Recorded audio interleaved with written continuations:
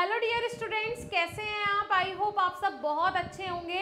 Medical store खोलने में कितना पैसा लगता है, आज इसी के ऊपर डिस्कस करेंगे। लोकेशन क्या होनी चाहिए, कितना टाइम लगता है एक मेडिकल स्टोर को चलने में। सबसे बड़ी बात यही है, क्योंकि कोई भी बिजनेस, कोई भी स्टार्टअप आप करते हो तो कर तो कोई भी लेगा, लेकिन उसको चलने में कितना टाइम लगेगा, किस स्ट्रेटेजी के साथ आपको काम करना चाहिए, ईच एंड एवरीथिंग के बारे में आज हम डिस्कस करेंगे।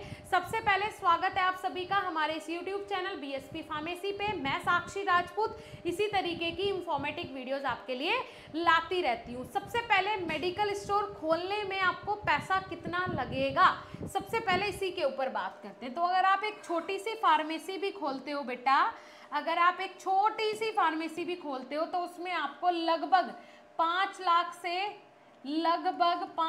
से 6 लाख रुपए का इन्वेस्टमेंट लगेगा।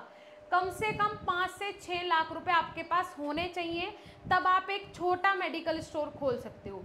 क्योंकि इसमें काफ़ी सारी चीज़ें होती हैं, जैसे कि डॉक्यूमेंटेशन वर्क होता है, काफ़ी सारी चीज़ें, वो भी हम डिस्कस करेंगे।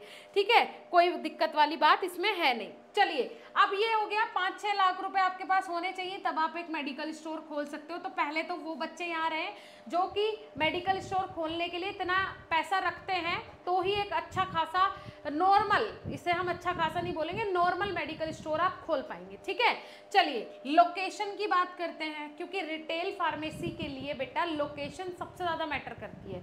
अगर आपके पास बेस्ट लोकेशन है तभी आप अपना बिजनेस रन कर पाओगे। अगर आपके पास एक बेस्ट लोकेशन नहीं है तो आपका बिजनेस चलने से पहले ही खराब हो जाएगा, है ना।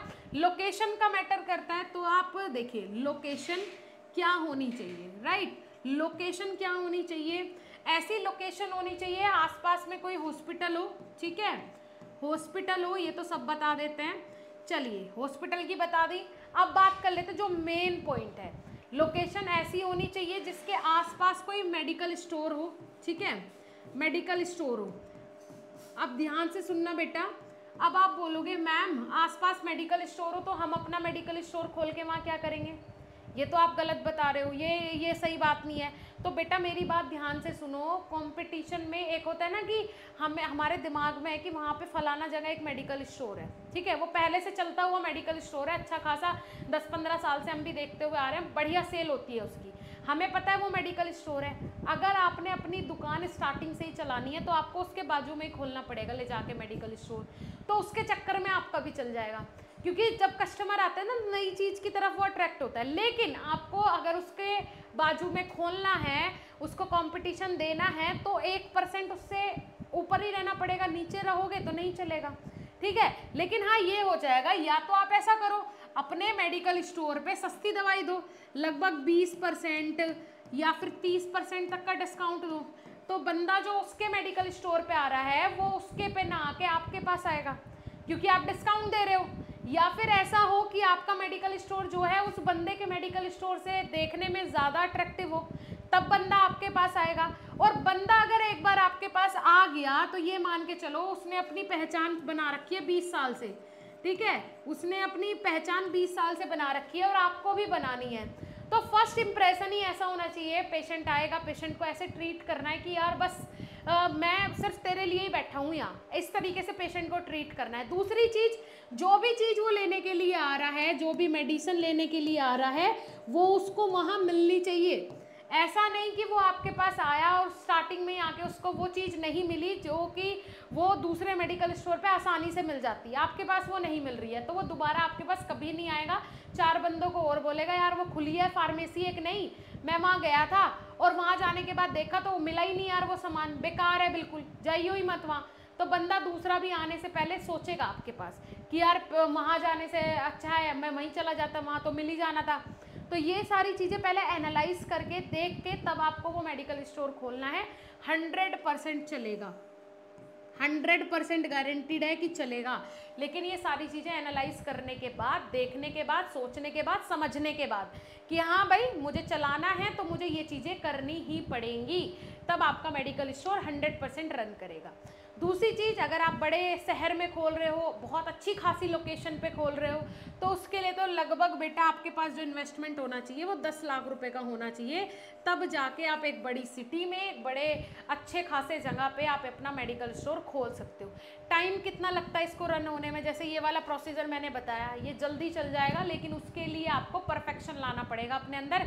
जल्दी चल जाएगा, उससे बेटर चल जाएगा, उसके 20 साल का एक्सपीरियंस आप ले जाएंगे अगर आपके पास दिमाग है। ठीक है, ये बात सोच के चलो।